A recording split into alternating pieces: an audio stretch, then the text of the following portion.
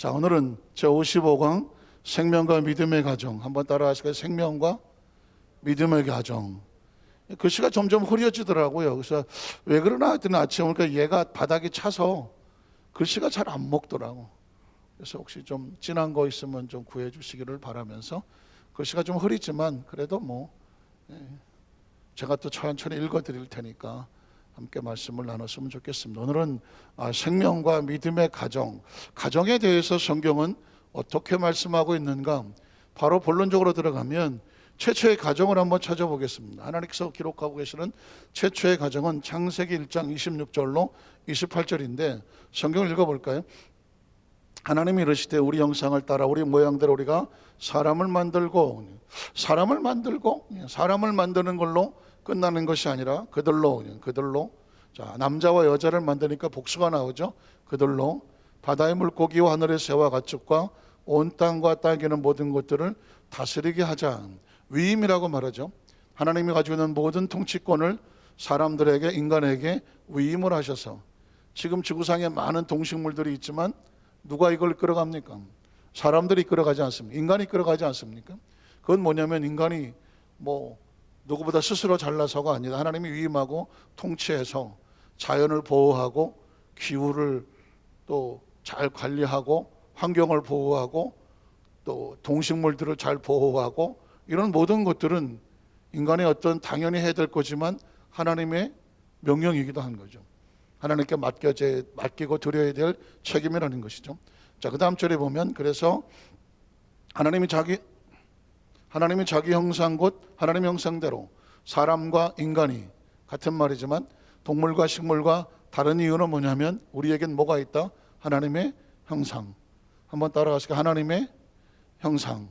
굉장히 중요한 단어예요. 굉장히 중요한 단어. 신학을 가면 이제 이마고 데이에서 이미지네이션, 데이는 세오스라고 그래서 하나님의 모양, 하나님의 형상. 예를 들어서 부모가 자식을 낳았는데 그 자식이 누굴 닮죠? 부모를 닮죠. 우리 자식은 날 하나도 안 닮았다. 가끔 안 닮을 때가 있죠. 말 더럽게 안 들을 때 막, 너는 누굴 닮았냐? 그런 얘기 하십니까? 여성 동지들이 꼭 그런다면서요. 너는 네 애비를 닮아갖고. 어쨌든 저도 가만히 어렸을 때 보니까는 웃을 땐 날 닮았는데 우리 애가 인상 쓰고 막 울 때 보니까 거기까지입니다. 네. 그래서 이 하나님의 형상이라는 것은 여러 가지 의도가 있는, 지성과 감정과 의지라고 말할 때, 인격적이라고 말할 때 지성, 감정, 의지의 완벽한 조화를 이룬 상태의 그 모습을 하나님 우리에게 주셨다. 그래서 하나님의 형상과 모양을 우리가 회복한다, 닮아간다, 우리 안에 갖기 원하시는 거니까. 그래서 신앙생활이 뭐냐면 내 안에 하나님의 형상과 모양이 잘 정리돼서 세상으로 나올 수 있도록 닦아가는 과정, 이런 과정에서 하나님의 형상과 모양은 굉장히 중요합니다. 왜냐하면 우리에게 주신 것이기 때문에, 다시 회복을 해야 되는 것이기 때문에. 어쩔 수 없이 자식은 누구를 닮는다? 부모를 닮는다. 우리는 어쩔 수 없이 누구를 닮아야 된다? 하나님을 닮아야 된다. 이유는 어디서 나왔기 때문에? 하나님으로부터 나왔기 때문에. 형상과 모양을 우리에게 주셨고 형상과 모양대로 창조하셨고, 그래서 남자와 여자를 뭐 하시고? 창조하셨다.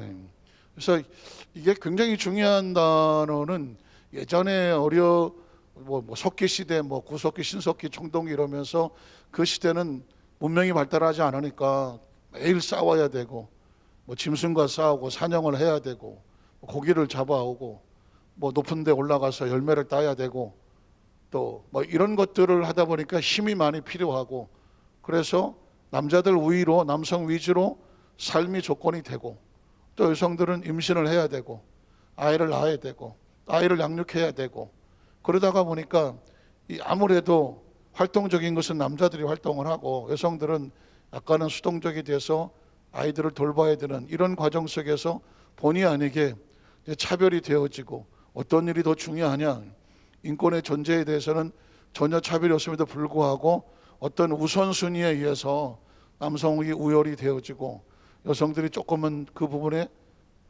좀 덜 대우를 받는다고 할까요? 아니면 차별을 받는다고 할까요?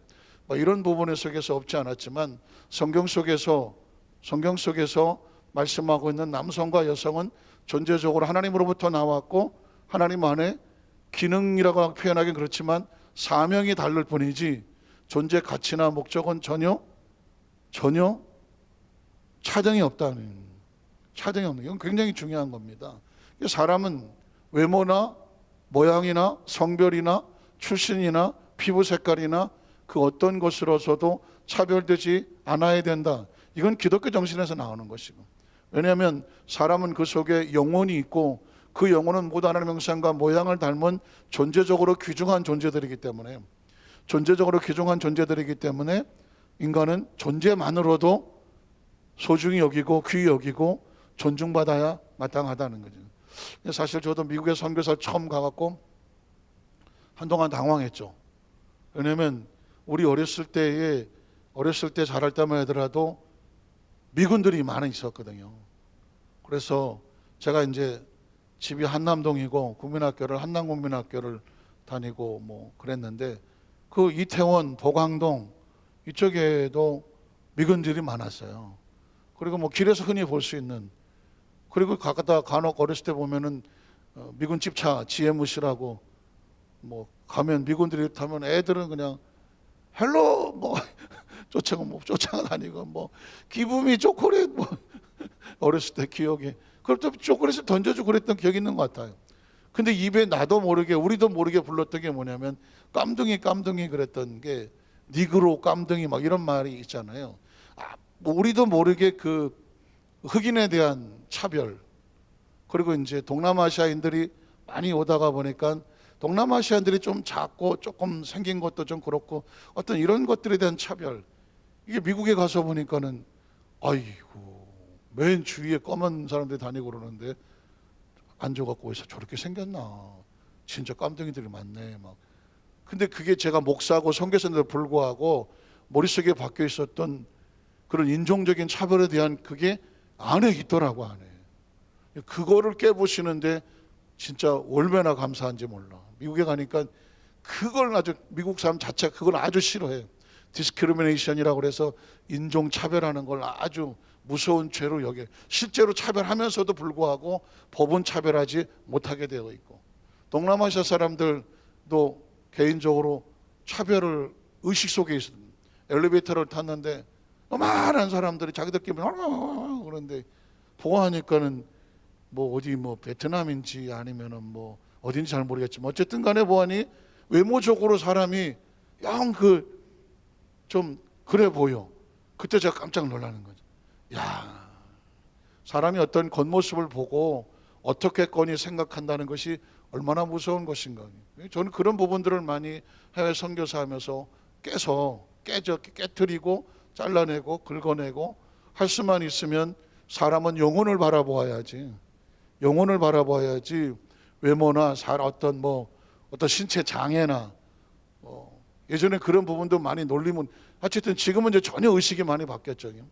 어떤 것을 통해든 사람은 절대로 평가돼서는 안 되고 영혼 존재 자체를 소중히 여기게 된다. 그 근원이 뭐냐면 하나님은 남성과 여성을 동등하게 어떻게 하시고 창조하시고, 믿으십니까? 자, 그리고 이제 그 다음 절에 보면 창조하시고 하나님이 그들에게 뭐 하셨다? 복을 주시고. 제가 수도 없이 말씀하는 거죠. 인간은 존재적으로 우리는 어떤 존재인가? 복을 가지고 창조되고 탄생된 존재다. 그러니까 저와 여러분 복을 받아야 뭐하다? 마땅하다는 거예요. 아니 그건 뭐 우리 선택권이 아니에요. 옵션이 아니라니까. 너 복 갖고 태어날래? 복 안 갖고 태어날래? 우리 옵션이 아니라니까. 우리가 태어나는데 무슨 옵션이 있었어? 선택이 있었나요? 선택 하나도 없었어요. 뭐 여기 오는데 뭐 우리가 뭐 한국에 태어난지 어떨지 알게 뭐야. 이 존재의 탄생은 이건 정말 하나님 앞에 가서야 아는 것이고, 우리가 왜 어떻게 대한민국의 남자와 여자가 되고 시대가 이 시대에 태어났느냐라는 것도 다 하나님의 주권과 섭리에 있는 거죠. 그래서 하나님께서 그 주권과 섭리 가운데 뭐라고 말했냐면 너희는 무엇을 받아야 된다? 복을 주시고, 하나님이 그들에게 이르시되 생육하고 번성의 땅에 뭐 해라? 충만해야 되는 거죠. 그게 하나님의 섭리와 뜻이고 축복이고 하나님 보시기에 좋은 거예요. 이렇게 가정은 생육하고 번성하고 충만하고 뻗어나가면서 하나님께서 원하시는 뜻을 이루어지는 것이 가정의 첫 번째 축복이다. 2장 18절 24절에 보면 남성과 여성에 대한 이야기가 또 나오죠. 2장 땅을 야훼 하나님이 이르시되 사람이 혼자 사는 것이 어떻다? 좋지 아니하다니. 혼자 사는 것이 좋지 아니하다. 어쩌면 이 시대의 젊은 사람들에게 아마 하나님께서 도전하거나 태클할 수 있는 그런 이야기일 수도 있습니다. 왜냐하면 일단 사람이 혼자 살기 시작하면 자식이 없어. 아니 자식을 낳을 수가 없어. 생육하고 번성하고 충만할 수가 없어. 지금 대한민국이 인구 절벽 하죠. 일본은 뭐 일찌감치 지금 인구가 줄어든 지는 오래됐고, 우리나라도 벌써 2050년도면 한 30년 남았나요? 50년도 되면 대한민국가 얼마나 될까? 한 절반 될까? 사람들이 우려하고 있는 거예요. 계속 사망자만 나오고 출생자가 없으면 인구는 줄게 돼 있잖아요. 질거되죠. 그래서 지금 그런 부분을 막으려고 이제 외국 다국적들이 이제 들어와서 또 하고 뭐 이렇게 하다가 보니까, 하지만 근본적으로는 인구가 줄고 있는 거죠. 인구가. 이런 문제가 있는 거죠. 그래서 하나님께서 사람이 홀로 존재하는 것이 좋지 않다. 성경이 좋지 않다는 이야기는 좋지 않은 이야기죠. 요즘 젊은 사람들은 결혼도 늦게 하고 30대도 장가를 안 가죠. 결혼 안 하려고 그러죠. 한 40대인데도 불구하고 갈까 말까? 그러다가 50대니까 에이 이때까지 살았는데 좀 시대가 그렇게 됐어요.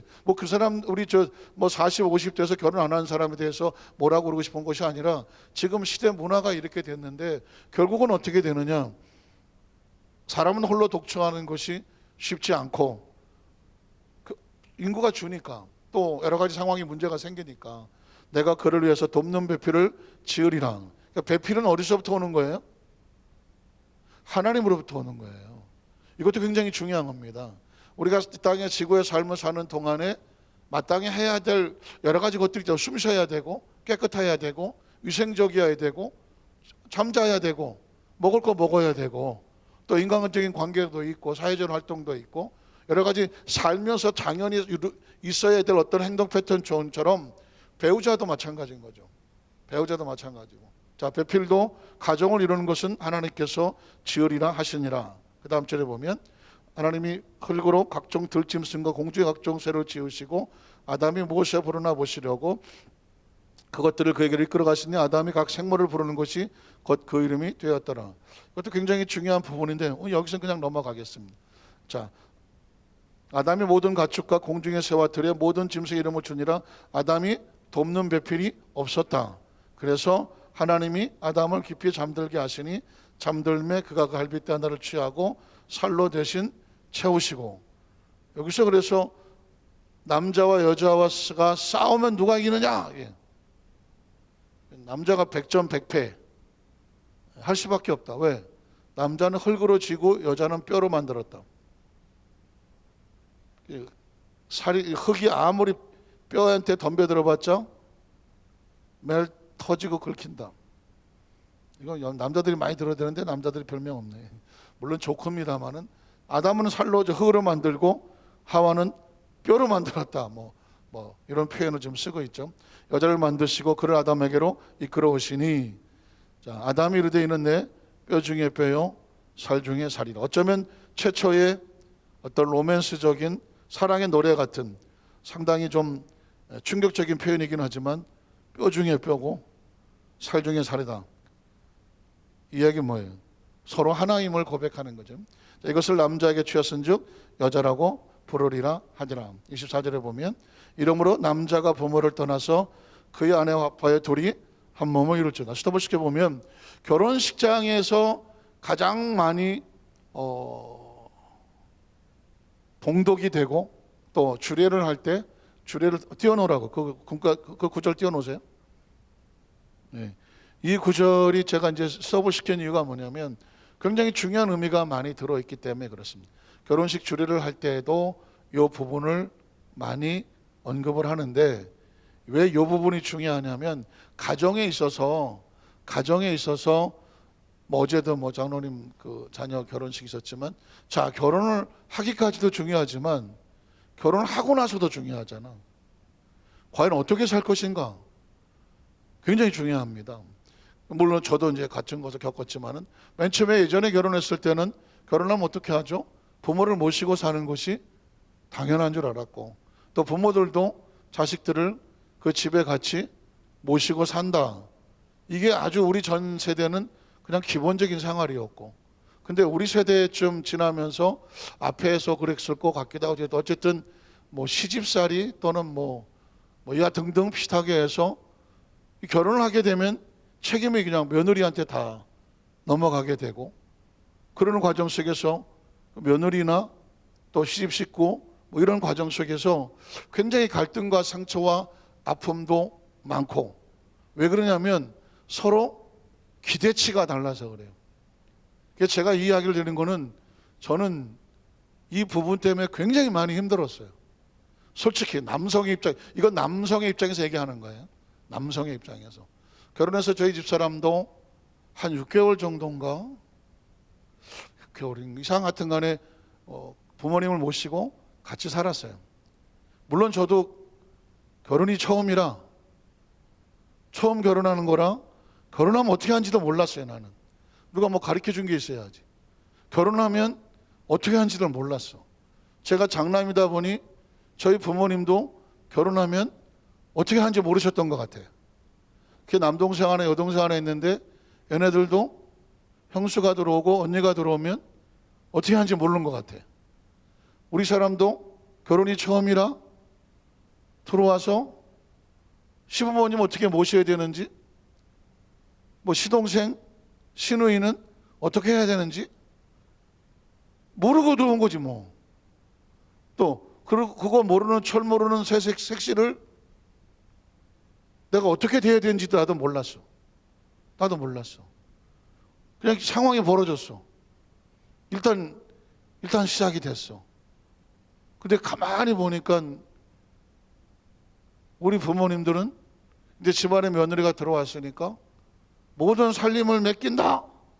그래서 살림을 맡기면서 돈을 맡기는 게 아니라 그냥 살림만 맡겼어. 뭐 빨래, 뭐 설거지, 뭐 청소, 음식 만드는 거, 뭐 하여튼 간에 집안에 며느리가 들어온 게 아니라 가정부가 하나 들어온 거죠.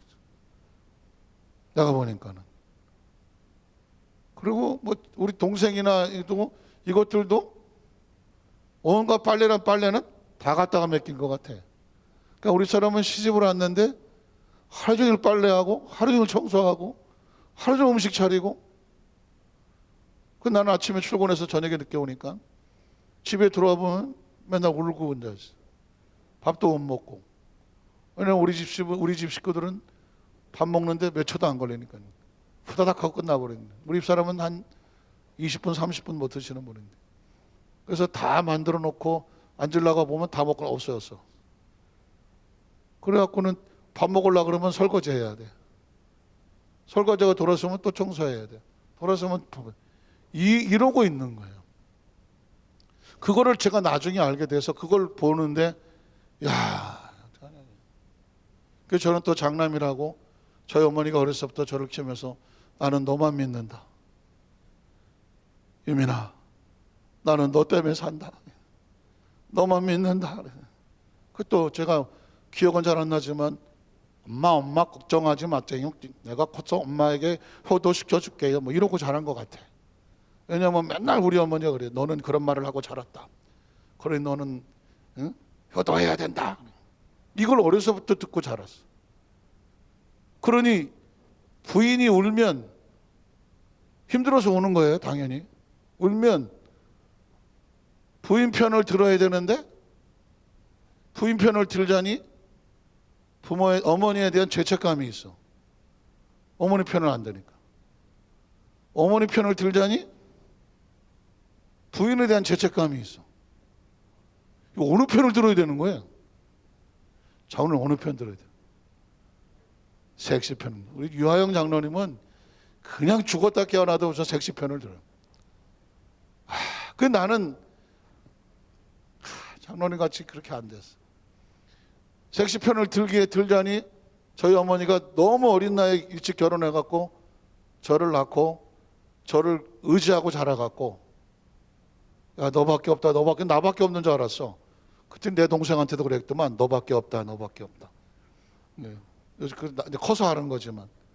그래서 제가 결혼이라는 걸 생각해 보면서 크리스찬의 그 가정으로서 이걸 어떻게 하나 참 고민이더라고요. 저도 많이 울었고 저희 집 사람도 많이 울었고, 그렇다고 저희 부모님이 뭘 알고 그러신 것도 아니야. 모르고 그러셨겠지 뭐 알고 그렇게 하셨겠어. 그래서 제가 이 이야기를 드리는 것은, 제가 이제 교구장을 하고 뭐 하면서도 신방을 가보면 대부분 이런 문제 때문에 많이 힘들어 하시고, 어떻게 하나. 그래서 성경 속에 들어갔더니, 성경을 갔더니 이스라엘 백성들은 결혼을 하고 아마 지금도 그러는 걸로 알고 있는데, 한 1년 정도는 부모하고 절대 같이 살지 않아. 일단 따로 떼어서 자기들끼리 살게 해. 자기들끼리 1년 동안 살면서 아무도 타치하지 않아. 두 사람이 진짜 부부로서 연애하다가 결혼한 것도 다르잖아요. 서로 맞추고 서로 이해하고 서로 알아가고 충분히 살면서 여러 가지 어려운 일을 당할 것을 이겨나갈 정도의 두 사람의 돈독한 관계를 이루는데 1년을 주더라고요. 그 1년 동안은 뭐 시집에 와라, 친정에 와라, 뭐 어쩌냐 일체 간섭하지 않아. 두 사람의 관계만 유지 잘하게. 나라에서 군대도 안 보내. 이스라엘 같은 나라에는 1년 동안은 나라에서 군대도 안 가. 두 사람이 충분히 부부 사이에 어떤 신뢰를 가질 수 있도록. 왜냐하면 대부분의 신혼 초에 여성이 결혼해서 마음의 상처를 가지면 평생 가. 평생 울어, 평생. 시어머니가 돌아가셨는데도 울어. 내가 시집 와서 이 집에 와서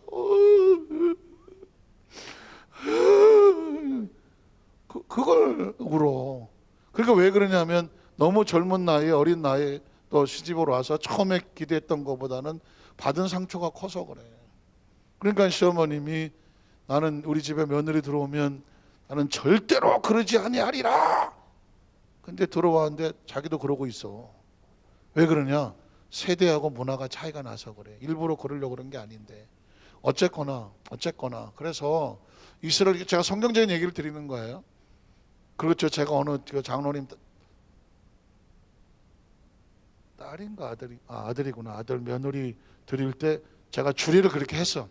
그래서 사건이 하나 벌어졌기 때문에 얘기를 하는 거예요. 주례도 했어요.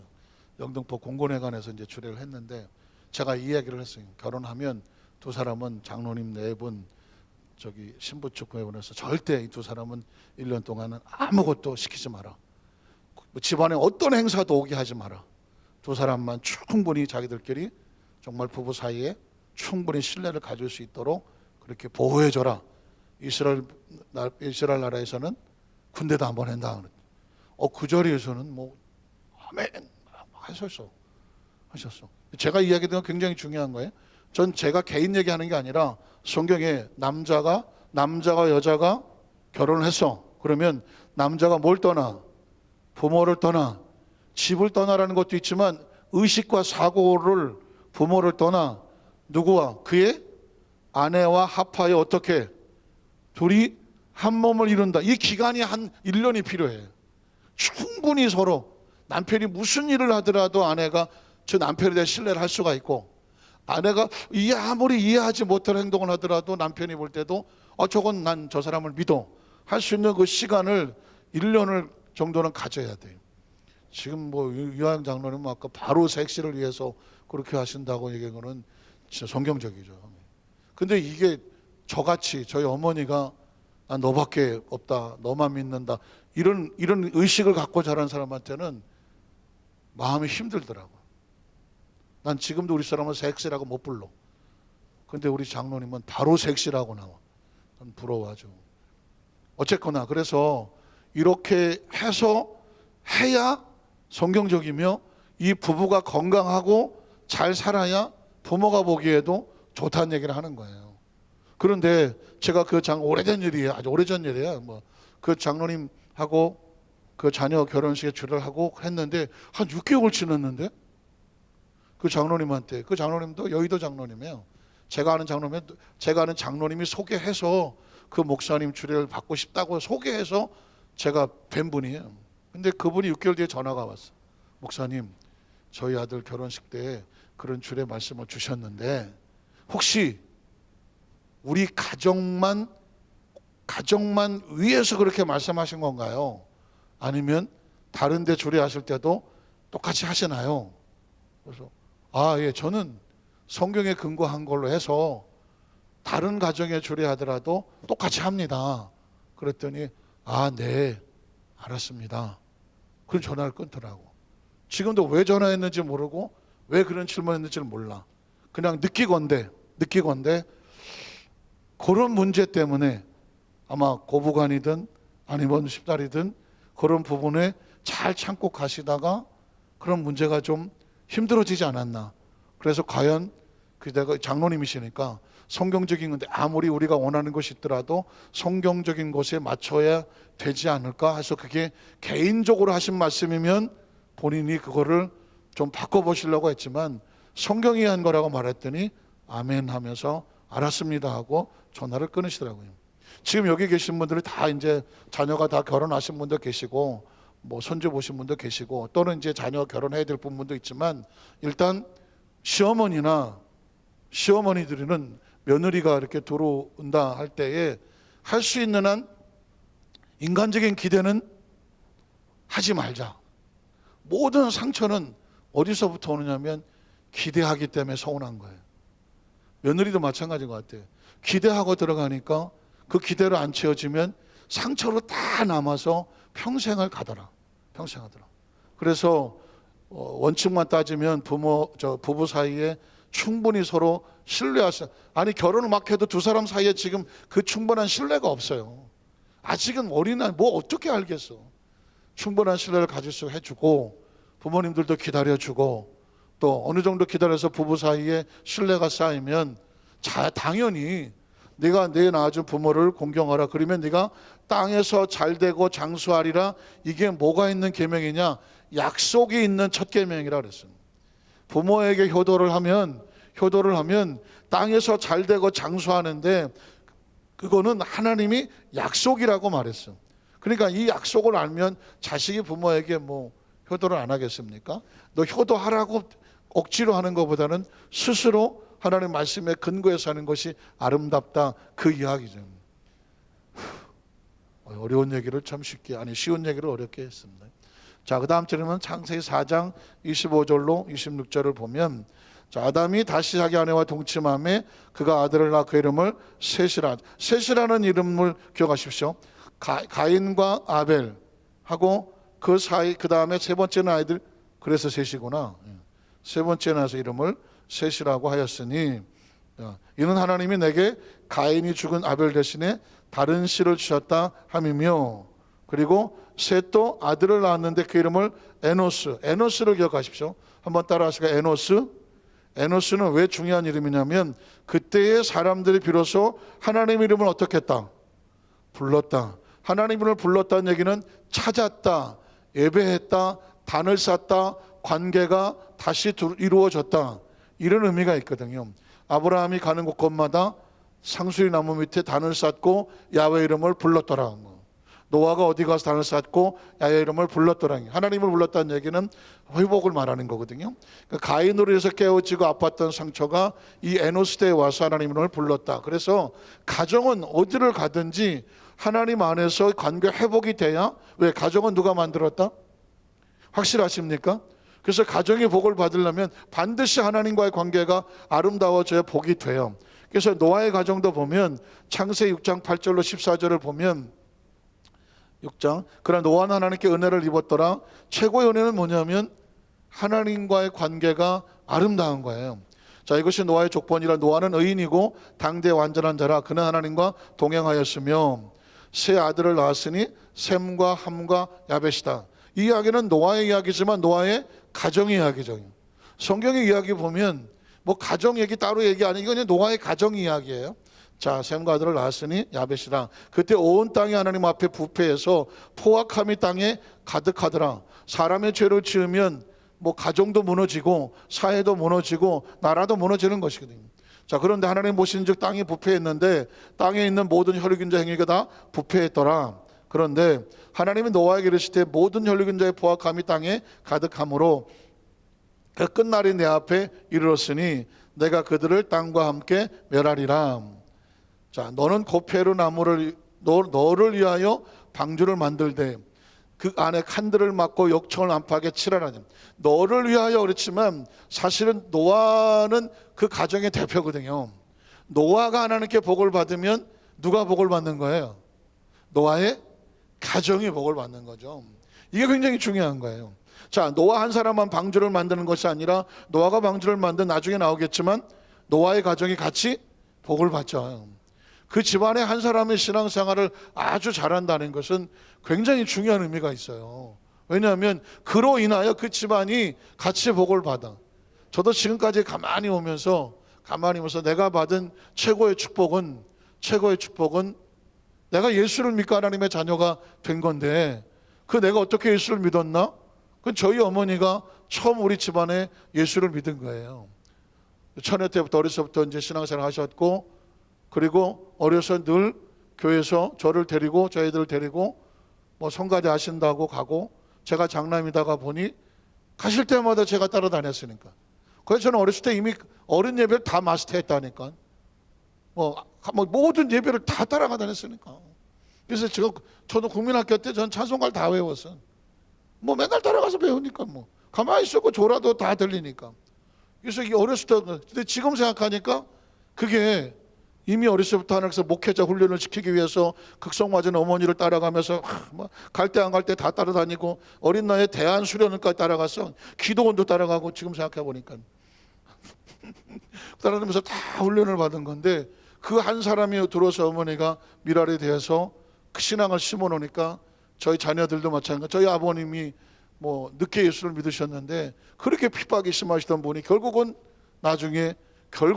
신앙생활 잘 하시고 늘 기도하시는 아버님으로 사시다가 천국을 가신 거거든요. 노아 한 사람 때문에 그 집안의 방주와 복을 받던 것처럼 그 집안의 그 한 사람이 집안을 그리스도 안에서 구원받게 한다. 굉장히 중요한 가정의 축복이죠. 안팎에 칠하라 그러죠. 자, 그 다음에 보면 18절 20절에 보면 그러나 너와는 내가 내 뭘 얻은다고요? 언약을 이룬다 그래요. 여러분, 제가 있잖아요. 성경은 하나님 말씀은 제가 한 말씀이라는 단어는 추상적이다. 말씀은 그냥 랭귀지 또는 뭐 커뮤니케이션 또는 월드 이렇게 전달하는 도구를 말씀이라고 말하는 거예요. 근데 그 말씀의 내용이 뭐라고요? 언약이라고, 약속이라고 말하잖아요. 우리 여도 산사교회 성도들은 그걸 아니에요. 하나님 말씀을 믿어. 말씀 좀 들어. 그냥 성경을 듣는 게 말씀이 아니에요. 그 말씀 안에 뭐가 있는지를 알아야 되지. 그 말씀이 뭐냐면 하나님이 이렇게 말하거든. 말씀을 하는데 내가 너하고 지금 얘기를 하는데 이 말씀의 내용이 뭐다? 약속인 거예요. 이건 노아에도 그런 거예요. 노아에게도 내가 너와는 내 언약을 세우리니, 이렇게 되면 하나님과 우리 사이에 약속이 맺어지고, 약속을 맺으면 하나님 뭐 하실 수밖에 없냐면 일하실 수밖에 없잖아. 자, 노아의 가정에 맺어진 약속, 너는 내 아들들과 내 아내와 내 며느리와 함께 그 방주로 들어가고, 또 혈육 있는 모든 생물을 너는 각기 암수 한 쌍씩 방주로 이끌어들여 너와 함께 생명을 보존하게 하라는 거죠. 하나님의 약속대로 그 말씀에 따라 들어오면 그 방주 안에서 모든 가정 식구가 다 산다는 거예요. 그래서 뭐 여기는 다 이제 어른들이니까 그렇지만 교회 학교나 중고등부나 우리 친구들한테 만약 간다면 아마 그럴 거예요. 극성 맞고 열심히 있는 부모를 둔 아이들은 힘들고 어렵고 막 그럴지도 몰라요. 저도 그랬으니까 그걸 다 어린 나이에 따라다니려니까는 쉽지 않았을 것 같은데, 그런데 생각해 보면 그게 다 나중에 지나면 그 어머니 때문에, 그 아버지 때문에, 그 할머니 때문에 사실은 사는 거예요. 노아가 방주 만들 때 집안 식구 다 좋아했겠어? 아니, 딴 사람들 다 편하게 사는데 왜 아버지만 그 산에 산꼭대기에 올라가서 방주를 짓는다고 동네 사람들 다 쳐다봐요. 아유 진짜 아유 별 나갖고 내가. 자식이 그러지 않겠습니까? 아니 그 맑은 하늘에 무슨 뭐 날벼락도 따로 있지 산꼭대기에 올라가서 갑자기 하나님 앞에 사명받았다고 그러면서 아니 나무 잘라갖고 배 짓고 앉아 있어봐. 사명받은 당사자야 그런다고 하지만 자식들은 어떻게 되겠어? 그 노아의 아내도 영 답답하지 않은 것 같은 그 영화에 보면. 그렇지만 여러분 보십시오. 정작 심판의 날에 홍수가 터졌을 때 살 길은 뭐밖에 없어? 방주밖에 없어. 누가 지은 방주예요? 노아가 지은 방주고 마지못해 자식들이 같이 가서 동조했을지 모르지만 결국은 마지못해 끌려가서 그 일에 동조했더라도 그것 때문에 누가 산다? 당신이 사는 거예요. 우리가 사는 거예요. 어쩌다 여러분이 주일 예배, 주일 예배에서 금요일 차례 예배 얘기 나올 때 맨날 좋아서 나와요? 어떤 때는 그냥 내가 이걸 가야 되나 했는데 예배는 방주 짓는 것과 같아. 본인의 방주 본인이 짓는 거예요. 그러니까 자신이 지어놓은 방주를 하면서 내가 이걸 꼭 해야 되나? 이렇게 예수 믿어야 되나? 저도 마찬가지 옛날에 많이 해봤으니까. 그러나 여러분 보세요. 그렇게 해야 돼. 그렇게 하셔야 돼. 힘들어도 이거 있잖아. 영문박에 서쪽 안을 거나 넘어져도 가야 되고 배고파도 가야 되고 7번 꼬꾸라졌으나 8번 일어나서 다시 가서 주님 가신 그 길을 가야 되네. 그래. 그 소리 듣기 싫었어 나는. 아니 새파랗게 젊은 청년에도 뭔 예수를 그렇게 믿어야 되나. 근데 선배들 다 그렇게 믿었어. 그렇게 다 믿고 여기 신앙 지켜왔고 그 신앙 지켜서 지금 이 세대가 여기까지 와 있는 거예요. 와 있는 거야. 이 우리나라가 이렇게 처음부터 이렇게 복을 받아갖고 잘 사는 나라가 아니라니까.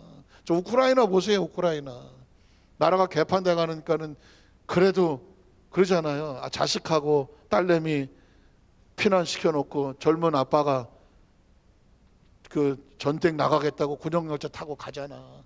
딸내미 제껴놓고 가고 하잖아. 저 폴란드에 살던 그 남자가 우크라이나가 이렇게 되는 걸 볼 수가 없다고 다시 그 땅으로 다시 돌아오잖아. 피난 나가는 사람도 많지만 다시 우크라이나로 들어가 갖고 그래도 우리나라는 지키겠다고 들어오는 사람도 있다니까. 먼 훗날 그렇게 죽은 사람들의 대가로 인해서 나라가 서 있는 거지.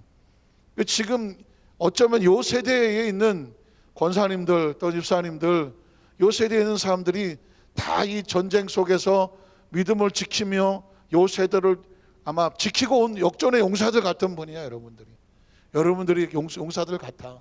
그로 인하여 우리의 자녀와 자식 자손들이 그 발판 위에 그 복을 누리는 것과 같이 노아가 만들어놓은 방주로 내 자식들이 구원을 받고 그리고 그 다음에 우선들은 방주 구경도 못했지만 그 덕분에 살아남은 사람들이 그 다음 세대 축복의 약속의 자녀가 되는 거죠.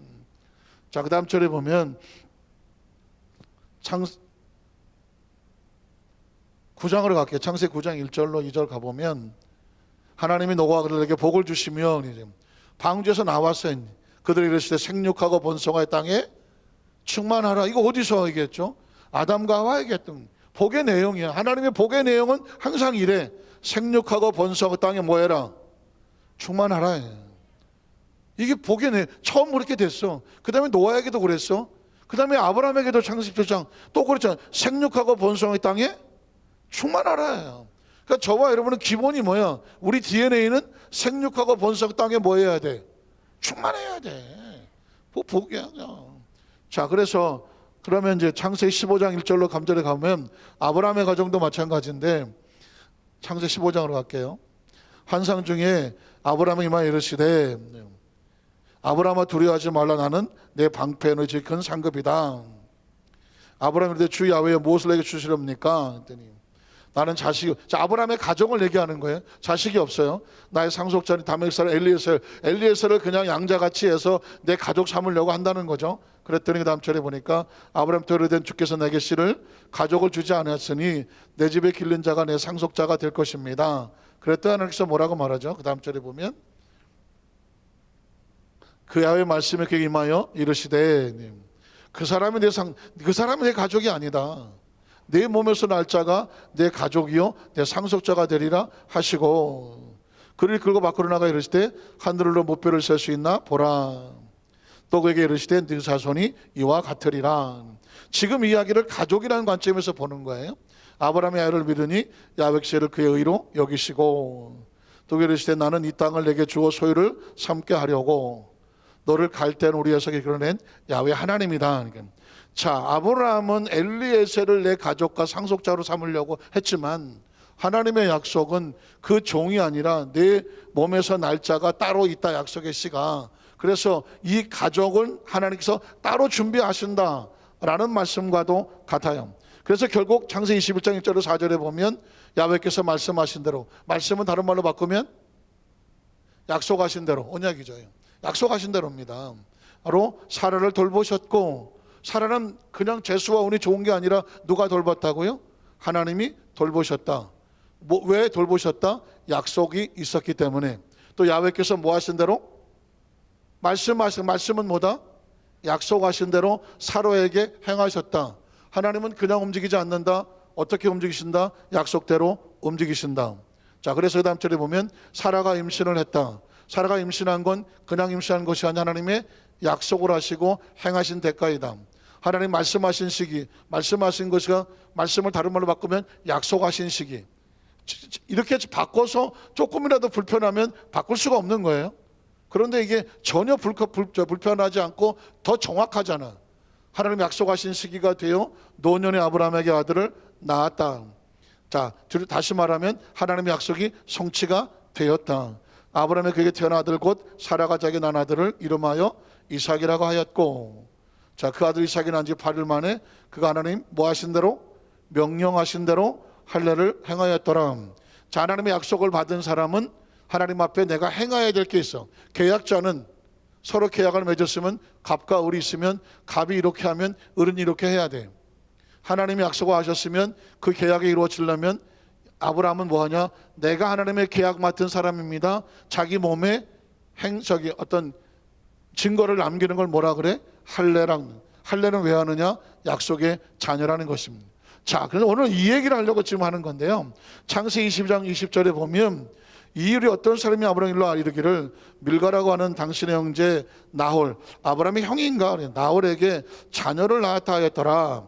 밀가는 형수고, 자, 그의 맏 아들은 우수요, 우수의 형제는 부스 아람 아버지 그무엘과 게셋과 하서와 빌다스와 아들랍과 부두엘이다. 자, 부두엘은 이제 한번 이름이 들어봤을 것 같아요. 부두엘이 누군가? 이 8사람은 아브라함의 형제 나홀의 아내 밀가의 소생이며, 부두엘은 누구를 낳았고? 리브가를 낳았고, 영어로 말하면 레베카인데 리브가 이야기를 하려고 지금 여기까지 끌고 내려온 거예요. 자, 이브가를 낳았고로 끝나나? 네. 아니, 아직 가지 말아요. 리브가를 낳았고, 그 리브가를 성경에서 왜 얘기를 하고 있느냐? 리브가는 나중에 누구랑 결혼하죠? 이삭이랑 결혼하죠. 제가 이렇게 얘기했죠. 생명과 믿음의 가정이다 하고 하는데, 하나님께서 보시면 하나님의 약속을 이루기 위해서 그 약속의 흐름을 끌고 내려갈 때 종이 들어오는 것도 막으시고, 약속의 자녀를 통해서 약속이 이루어져야 되고, 그리고 이삭의 부인까지도 미리 하나님께서 뭐 하시더라? 예비하고 준비시켜 놓고 있었더라. 나중에 결국 이삭은 누구랑 결혼하냐면 리브가하고 결혼을 하죠. 그래서 이 가정에 그 좋은 가족을 서로 만나서 뭐 굳이 이렇게 표현하고 싶지는 않지만 어떤 가족을 이루는데 구성원이 되는 데 있어서 외부에서 어떤 사람이 며느리가 됐든 사위가 됐든 간에 들어올 때 진짜 우리가 기도를 준비하고 우리가 좋은 며느리 사위가 들어와서 이 믿음의 약속이 잘 이어나가게 하여 주시옵소서. 이거는 크리스찬의 입장에서 아주 중요한 기도 제목이다. 하나님은 이삭의 그 약속을 이루기 위해서 리브가도 준비하고 계시더라. 제가 성경을 읽다가 보니까 그냥 흘러가도 돼요. 이삭은 리브가랑 결혼했더라 해도 되는데, 하나님께서 리브가라는 사람이 어떻게 존재했는지를 그 족보를 쭉쭉쭉 흘러서 딱 갖다 놓는 걸 보면서 하나님은 하나님의 사람들의 가정에 서로 중요한 관계까지도 하나님은 중요시 여기고 준비하고 이끌어 가시더라. 왜 그러냐? 저도 이제 장가 가야 될 아들이 하나 있는데 아, 이놈이 장가를 가야 되는데 이제 기도가 이제 절박해지기 시작하는 거예요. 하나님, 이제 마치 이삭에게 리브가를 예배해 주셨던 것처럼 하나님께서 예배해 놓은 좋은 배필을 얻게 하여 주시옵소서가 제가 이제 부모가 되니까 그런 기도 제목이 나와. 그전에는 그냥 지가 알아서 하겠지 뭐 지가 좋다는 사람하고 살아야 되지. 근데 이게 아닌 거예요. 여러분의 자녀는 어떻습니까? 또 손주들은 어떻습니까? 요는 성경 속에 있는 이야기예요. 좋은 가족을 이뤄서 이삭의 리브가를 만나듯 결국은 목적은 하나님의 약속을 잘 펼쳐나가는 아름다운 가정을 이루는 것입니다. 우리 여두수 한사님께 손들의 가정이 이 은혜와 축복으로 함께 하시기를 주님의 이름으로 축원합니다. 두 사람을 같이 얹으시고요.